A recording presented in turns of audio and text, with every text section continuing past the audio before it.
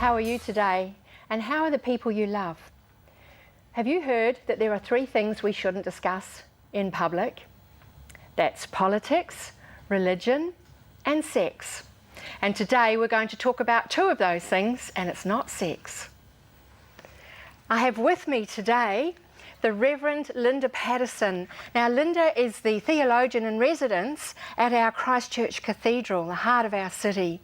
Welcome, Linda. Hi, Heather. Hi, how are you? Good, thanks. It's great to have you here when so much is happening for you at the cathedral. Yes, it's exciting. Good to be here. Yes. Would you tell us a little bit about yourself as a theologian? You've done an awful lot of study.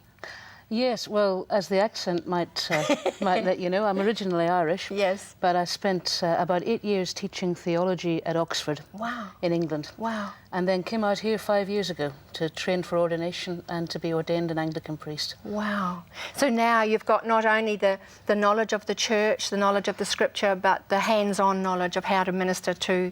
Hopefully so. You've got to ask the people at the cathedral, I think. But well, you're still here, so that sounds good. That's always a good sign.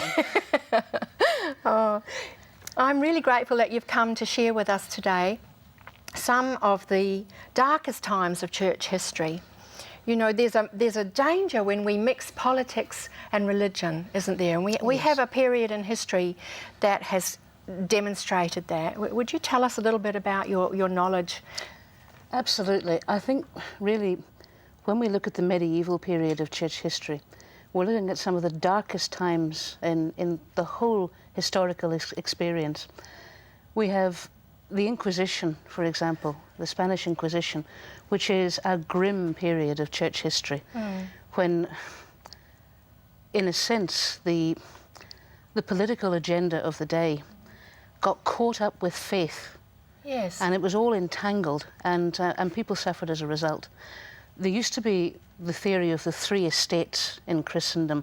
The first estate were the clergy, and the second estate were the nobility, and the third estate were the commoners. The peasants. Absolutely, absolutely. Yes. And there was a sense that, you know, the sacred and the secular were so mixed up. Yes. That people suffered as a result. There are some horrendous examples of absolute brutality. The Spanish Inquisition, the removal of Jews. Yes, the pogroms were terrible. Absolutely. And also the Moors. Yes, absolutely. And then Christian against Christian, because the Christians didn't believe what the Christians in power said they had to.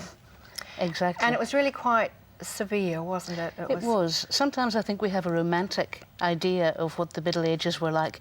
Wouldn't it be wonderful if we could go back there again and, you know, everyone went to church? Yeah, largely they were forced. Yes. If they didn't, they suffered. Yes, and it wouldn't just be a clean execution sometimes. There was torture and, yes, and just from hell, really, wasn't it? Oh, there was torture and bloodshed. I always think the torture for treason in the late medieval period, hanging, drawing and quartering, is inhumane. Oh. You're, you know, cut down when you're still alive and disemboweled. It's... Yes, or burned alive at the stake. Absolutely. But what I'd like us to do now is to actually look at the trailer from the movie Amazing Grace, and we're going to look at whether or not it is appropriate to mix religion and political power.